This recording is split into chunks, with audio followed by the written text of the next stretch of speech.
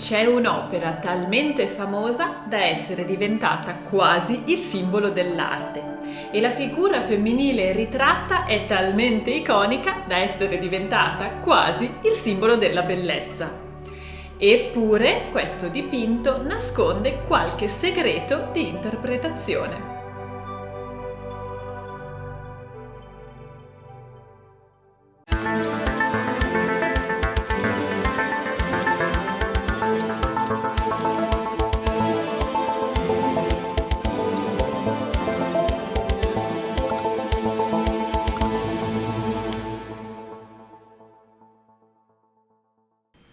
Benvenuti oppure bentornati. Io sono Beatrice e in questo canale parliamo di arte, musica e letteratura. E se questi argomenti vi piacciono e se vi piace integrare un po' di queste arti nella vostra vita anche mentre fate altro, assicuratevi di essere iscritti al canale così da non perdervi i prossimi video. E oggi parliamo della nascita di Venere di Botticelli. Questo dipinto è famosissimo, è stato utilizzato tantissime volte e probabilmente verrà ancora utilizzato tantissime volte. Proprio quando si vuole parlare di arte e di cultura, spesso viene utilizzato la nascita di Venere del Botticelli e quando non interamente viene utilizzata la Venere nella sua interezza o il viso assolutamente riconoscibile proprio di questa Venere. E questo dipinto è talmente famoso che è entrato a far parte di pubblicità, di meme, di qualunque tipo di sistema comunicativo. Eppure questo dipinto è interessante perché nasconde, se così si può dire, dei piccoli misteri, dei piccoli grandi misteri nella sua storia e nella sua interpretazione. E cominciamo dalla storia. Quando e perché è stato dipinto questo quadro? La risposta non è semplice. Innanzitutto la data. Quando è stato dipinto questo quadro? Se si va anche solamente in Google a vedere siti diversi, oppure se si sfogliano libri di storia dell'arte, si troveranno date diverse. A volte si può trovare 1482, a volte 1483, a volte 1485, a volte 1486. Questo perché noi non sappiamo la data esatta di quando è stato fatto questo dipinto. Però gli studiosi, facendo una serie di confronti, di incroci, di ragionamenti storici, hanno concluso che verosimilmente questo dipinto è stato realizzato in un periodo di tempo che va dal 1482 al 1486. E da chi e perché è stato commissionato questo dipinto? Una delle prime fonti, se non la prima fonte, che cita questo dipinto è il Vasari nel 1550, che cita la nascita di Venere del Botticelli insieme alla primavera del Botticelli. E il Vasari dice che questo dipinto, la nascita di Venere, era presente in Villa di Castello. E Villa di Castello era una delle ville di proprietà della famiglia Medici di Firenze, che all'epoca Villa di Castello era, per la precisione, proprietà di Lorenzo e Giovanni de' Medici, detti popolani. La famiglia Medici infatti ha due grandi rami principali. Uno è quello a cui tutti pensiamo quando diciamo i Medici, cioè quel ramo che ha dato i natali anche a Lorenzo il Magnifico. Quel ramo lì parte da Cosimo il Vecchio. Ma Cosimo il Vecchio aveva un fratello che si chiamava Lorenzo e che non è ovviamente Lorenzo il Magnifico perché Lorenzo il Magnifico è il nipote di Cosimo il Vecchio. Quindi Cosimo il Vecchio aveva un fratello, Lorenzo il Vecchio, detto anche Lorenzo il Popolano.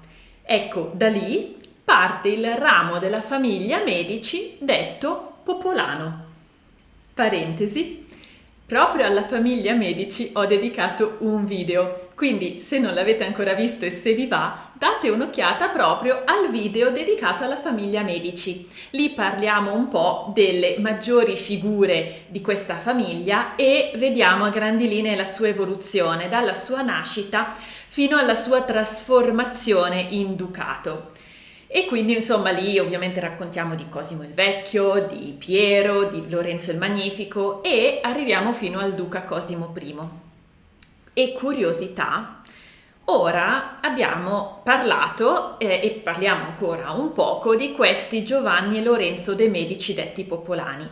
Questo Giovanni Popolano, che c'entra con la nascita di Venere del Botticelli, è stato il papà di Giovanni dalle Bande Nere, che a sua volta è stato il papà del duca Cosimo I de' Medici. Quindi curiosità che si collega proprio a quanto abbiamo raccontato nel video dedicato alla famiglia Medici. Quindi chiusa parentesi e adesso torniamo quindi a Villa di Castello, dove il Vasari ci racconta che probabilmente era presente, era lì il nostro dipinto, la Venere del Botticelli. E se il dipinto era in Villa di Castello e Villa di Castello era di Giovanni e di Lorenzo, allora significa che il dipinto l'hanno commissionato loro? Quello che sappiamo è che Lorenzo effettivamente lavorò con Botticelli e, per esempio, gli commissionò ben 100 disegni su pergamena che erano destinati a illustrare la Divina Commedia. Oggi ce ne restano circa 92 di questi disegni.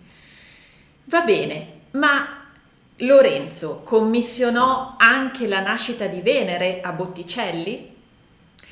C'è da dire che a quanto pare Lorenzo commissionò la Primavera al Botticelli. E a questo punto sorge una domanda: ma quindi la Venere, la nascita di Venere e la Primavera sono collegate? Forse sì, è possibile, anche se non ne siamo certi, che la nascita di Venere facesse parte di un ciclo di ben 4 dipinti del Botticelli, che erano la nascita di Venere, per l'appunto, la Primavera, la Pallade e il Centauro e Venere e Marte. Quindi è plausibile che sia stato Lorenzo a commissionare comunque anche la nascita di Venere?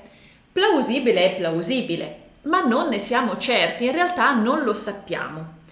Lorenzo all'epoca presunta della realizzazione del dipinto, quindi volendo fare una media intorno al 1485, aveva 22 anni e appunto aveva lavorato e lavorava con Botticelli. Quindi è possibile che sia stato Lorenzo a commissionare la nascita di Venere, però a tutti gli effetti non ne siamo sicuri. E in realtà a oggi non siamo nemmeno totalmente certi in merito a quale è stato dipinto prima tra la nascita di Venere e la Primavera. A oggi si prende per buono che prima Botticelli ha dipinto la Primavera, intorno al 1477-78. Poi è andato a Roma per dedicarsi alla Cappella Sistina e poi è tornato e ha dipinto la nascita di Venere intorno al 1484-86. Tuttavia, e qui si apre un po' il mistero, bisogna dire una cosa. Fino a qui sembra tutto chiaro, se non fosse che effettivamente parrebbe che negli inventari della Villa di Castello fino verso l'epoca del Vasario, un po' prima, la nascita di Venere non compaia. Quindi c'era? Cioè, allora tutto il discorso che abbiamo fatto ha senso o non ha senso? C'era davvero? È stato davvero Lorenzo il Popolano a commissionarla? Oppure no? Oppure è stato qualcun altro e poi questo dipinto è arrivato a Villa di Castello dopo? Quando il Vasari la visita, al momento Villa di Castello è proprietà del duca Cosimo I, che aveva evidentemente ereditato questa villa dal ramo popolano della famiglia, perché il duca Cosimo stesso faceva parte del ramo popolano. Ma questo significa che quel dipinto era già lì? Forse sì, forse semplicemente non è stato inventariato per 1000 motivi, o forse è stato inventariato sotto un altro titolo, o forse non c'era proprio quel dipinto fino a verso l'epoca di quando il Vasari va a vedere. E quindi, se fosse vero che quel dipinto non era lì, non compare negli inventari precedenti perché non era lì, a questo punto si riapre la domanda: come, più che come, perché, quando, circa quando e soprattutto perché, commissionato da chi il Botticelli ha dipinto questa grande tela? Quindi a tutti gli effetti rimangono oggi incerti la data di esecuzione, il committente, l'originaria collocazione di quest'opera e il contesto, l'occasione, ovvero perché è stato dipinto questo quadro. Anche se c'è da dire, a oggi viene dato per buono che questo dipinto è stato fatto in un lasso di tempo che può andare verosimilmente dal 1482 al 1486 e che verosimilmente potrebbe essere stato Lorenzo il Popolano il committente. Quello che sappiamo però è che nel 1815 Giovanni degli Alessandri, l'allora direttore degli Uffizi, riuscì a ottenere la nascita di Venere da mettere proprio negli Uffizi e riuscì a ottenere anche la primavera. E a tutt'oggi sia la nascita di Venere sia la primavera sono presenti alla Galleria degli Uffizi. E adesso quindi parliamo un po' più nel dettaglio di questo quadro. La nascita di Venere è un dipinto a tempera magra su tela di lino, tela che poi è stata inchiodata su legno. E il dipinto è bello grande, infatti misura più di 1,70 m per quasi 2,80 m. Sicuramente il modo in cui è fatto è molto particolare perché grazie a un restauro condotto nel 1986-87 si sono potute fare delle analisi e si è visto come la tela siano in realtà due tele che sono state unite e poi il tutto è stato inchiodato su tavola di legno, che non è una cosa così usuale. E nei bordi ripiegati Botticelli aveva abbozzato del colore, aveva abbozzato delle rifiniture e siccome questi bordi sono rimasti protetti, e lì è possibile vedere il colore originario. E su una fonte, devo dire però in una sola fonte, ho letto che questo che la nascita di Venere è il dipinto più antico pervenuto in Toscana per quanto riguarda dipinto su tela di grandi dimensioni.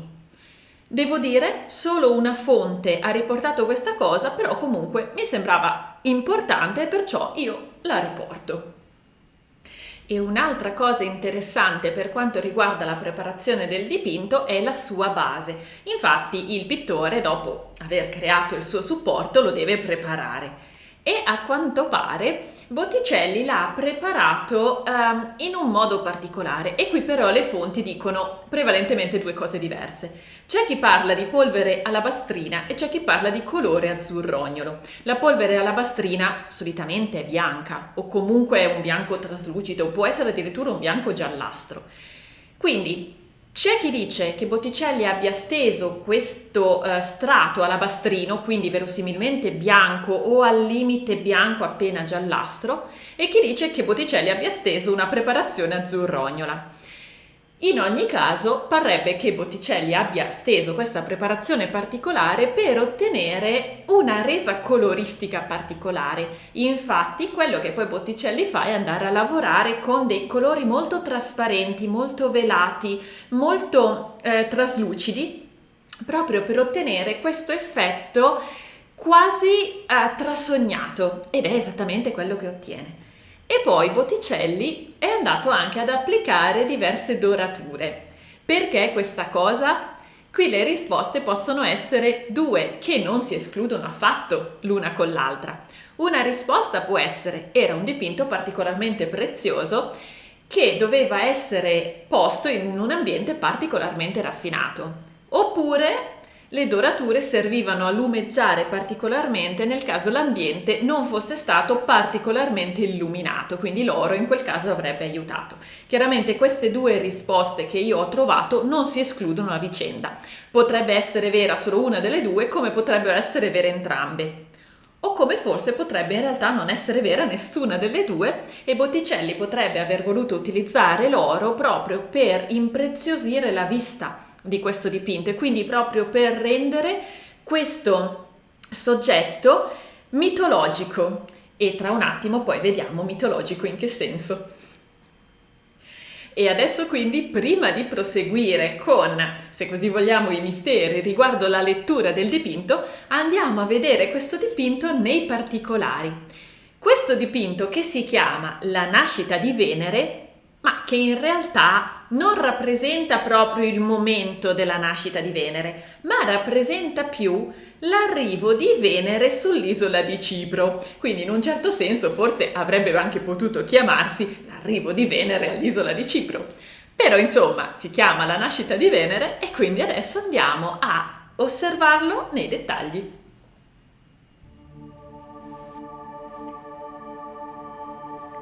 E cominciamo a osservarlo nel suo insieme. Il dipinto presenta una struttura simmetrica.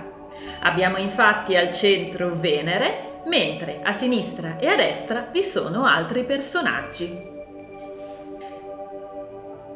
Venere è il centro di tutto. È colei che dà il titolo al dipinto, è il soggetto principale della scena e si trova proprio al centro della composizione.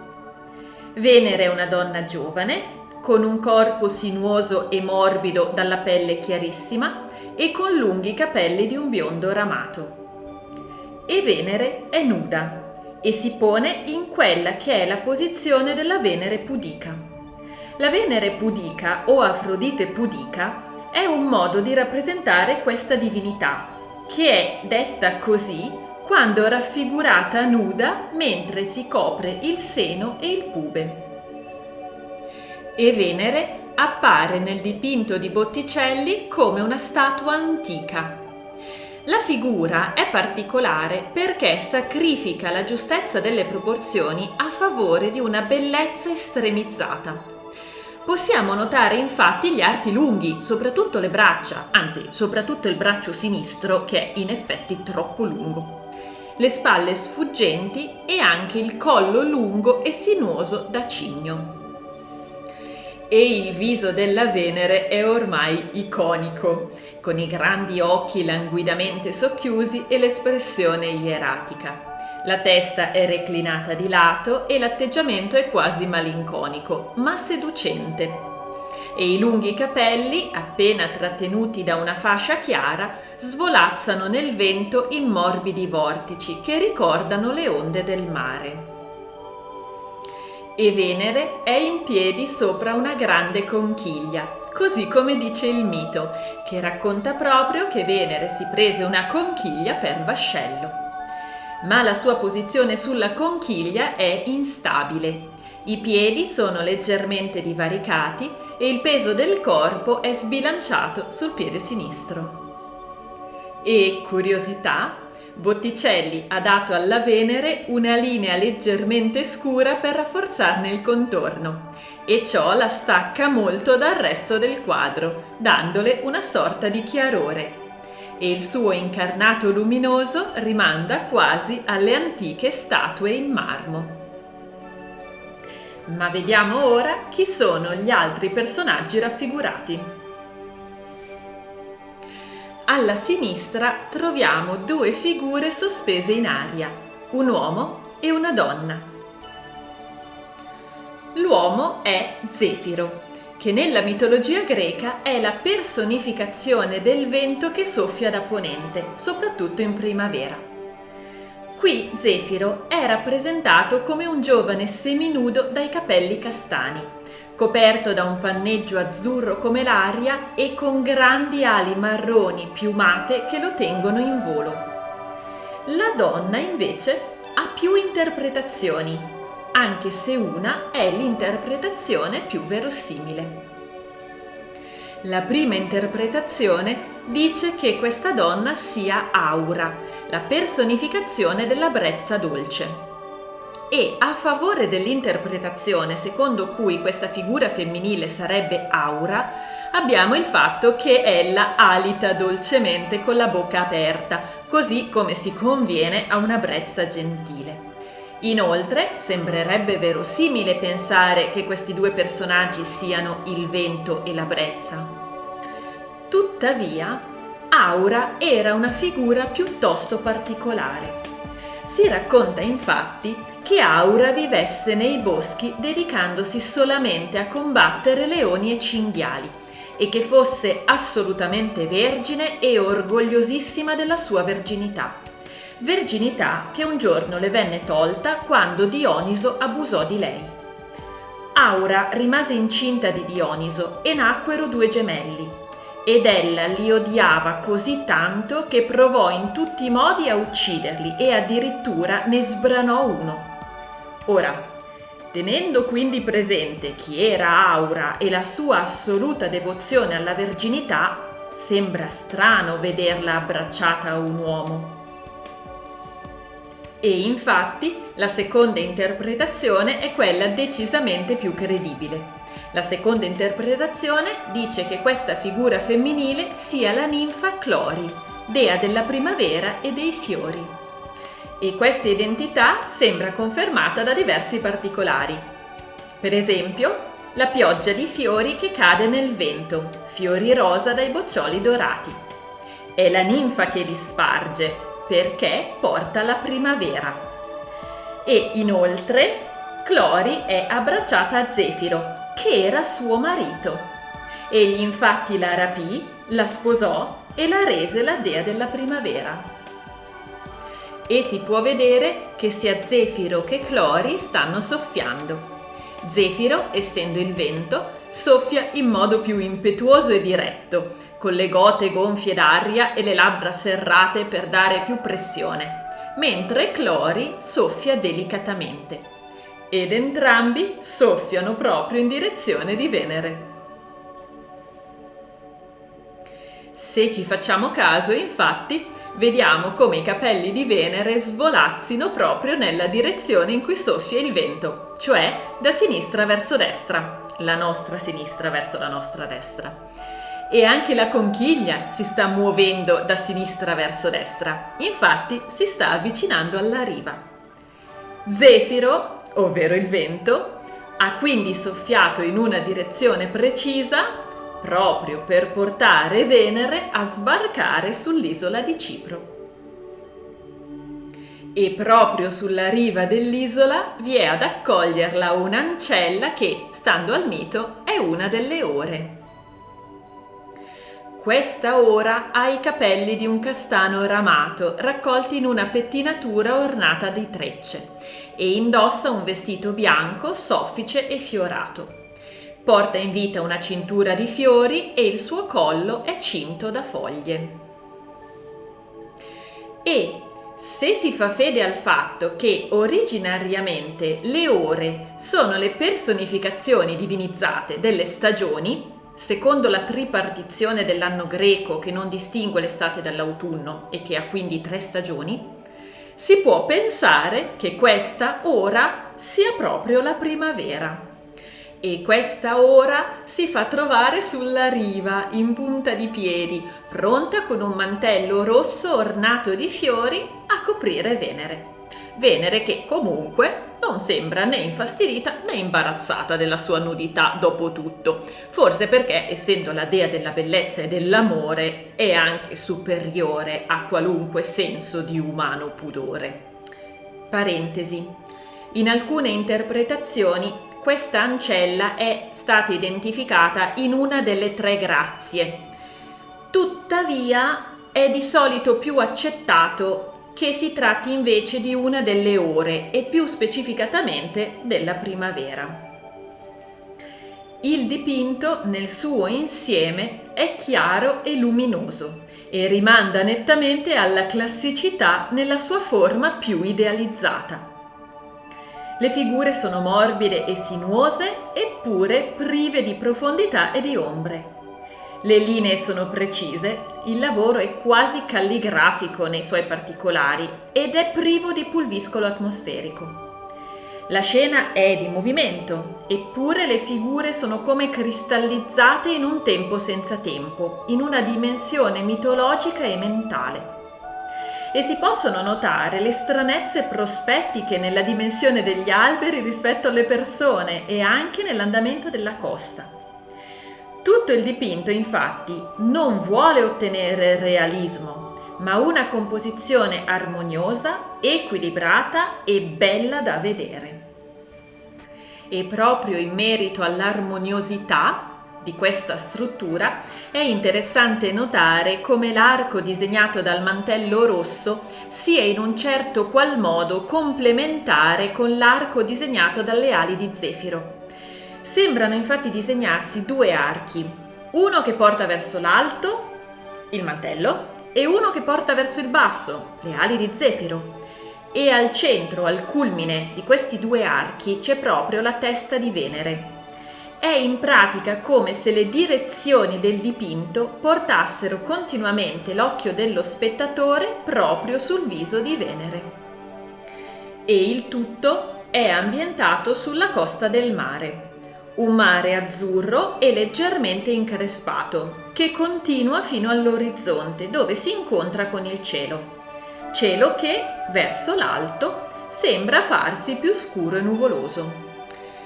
E lungo la costa c'è dell'erba, della vegetazione e alberi sottili e regolari, con foglie di un verde intenso. Ma interessanti sono gli alberi sulla destra, quelli più vicini, che sono stati identificati come melaranci o mela aurantia, detti anche mela medica per le loro proprietà terapeutiche. E questo è interessante perché questo appellativo viene ritenuto allusivo alla stirpe medicea e al suo emblema araldico, che ha 6 palle o bisanti, che in alcune interpretazioni sono viste come 6 arance amare.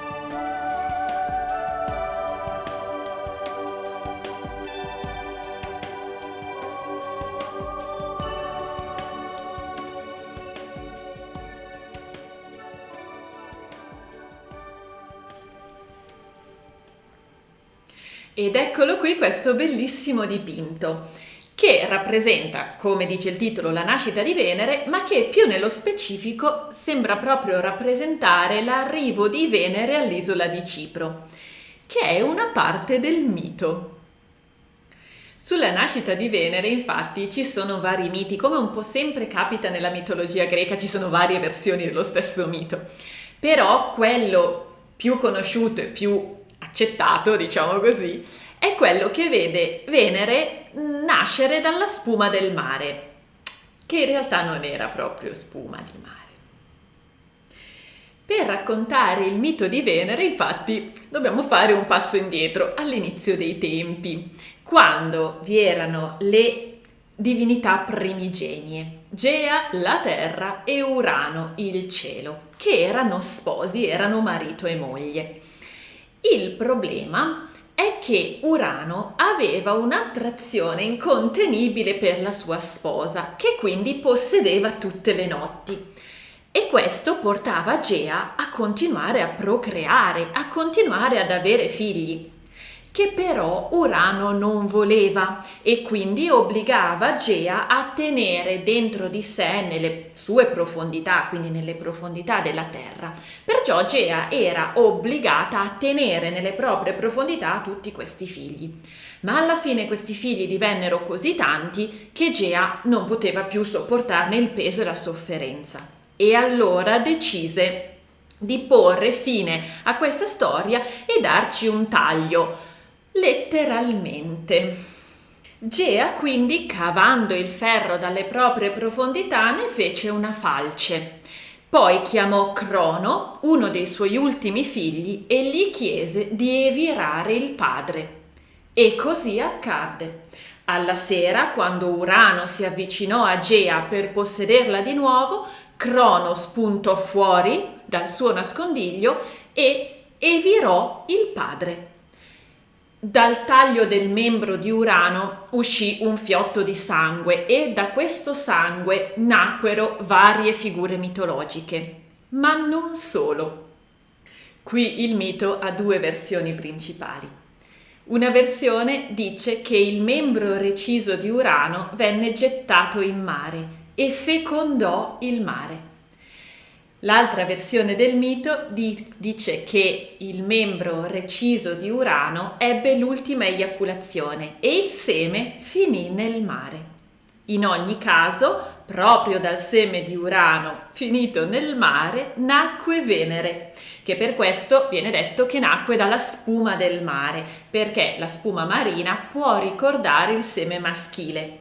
E inoltre il nome greco di Venere è Afrodite, la cui etimologia significa proprio schiuma. Ma anche a questo punto il mito ha due versioni. Una racconta che Venere nacque vicino all'isola di Cipro, mentre l'altra racconta che Venere nacque vicino all'isola di Citera. E noi dobbiamo fare fede a questa seconda versione.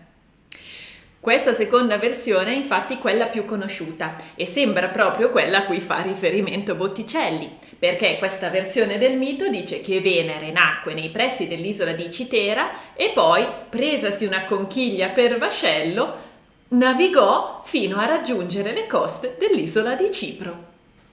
E proprio qui, sulle coste dell'isola di Cipro, secondo il mito, c'era ad aspettarla una delle ore.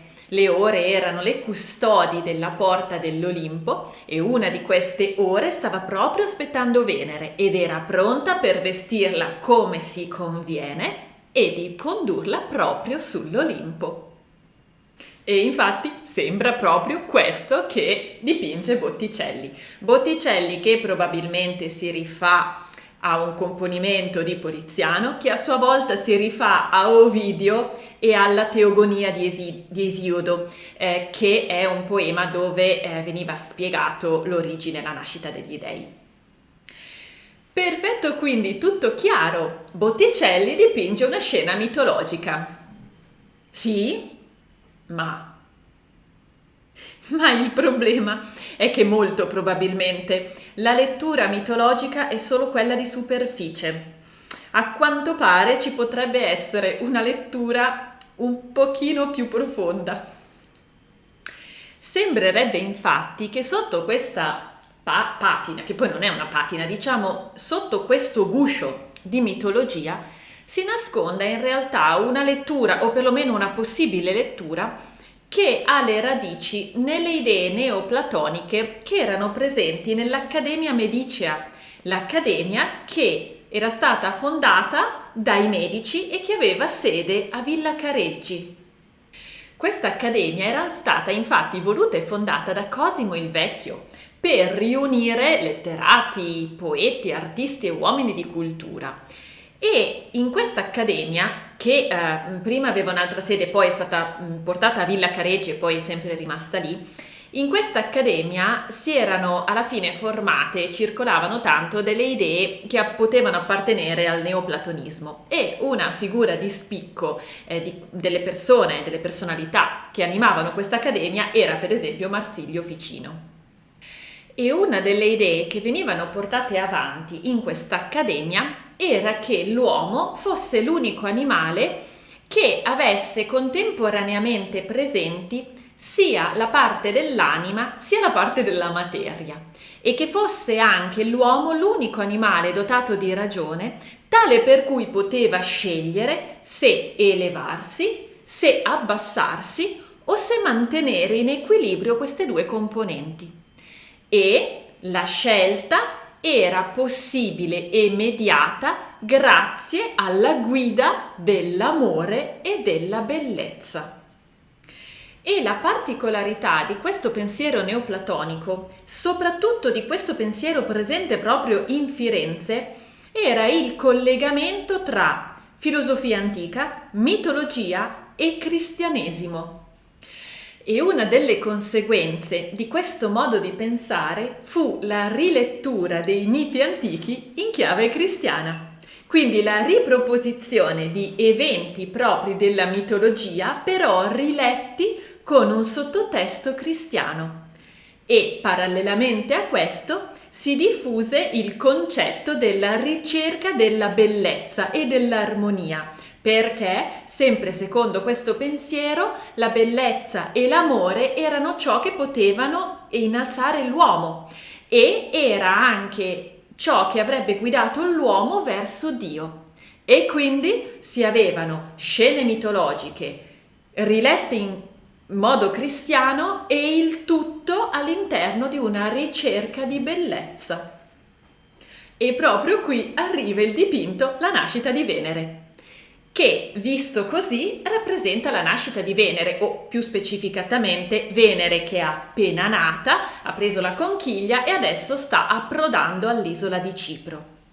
Ma molto probabilmente il sottotesto di questo dipinto è anche altro e mette le radici proprio in queste idee neoplatoniche che giravano nell'Accademia Medicea e nella Firenze dei Medici. E quindi a questo punto Venere in questo dipinto potrebbe essere letta come l'amore che muove, quindi l'amore come forza motrice, e l'amore in questo modo di vedere è anche ciò che guida, che almeno può guidare verso Dio. E Venere è bellissima. Quello che non bisogna dimenticare è che questa Venere è l'idealizzazione della bellezza dell'epoca. E quindi Venere bellissima, amore e bellezza, quindi la personificazione di amore e bellezza che quindi possono guidare l'uomo verso Dio.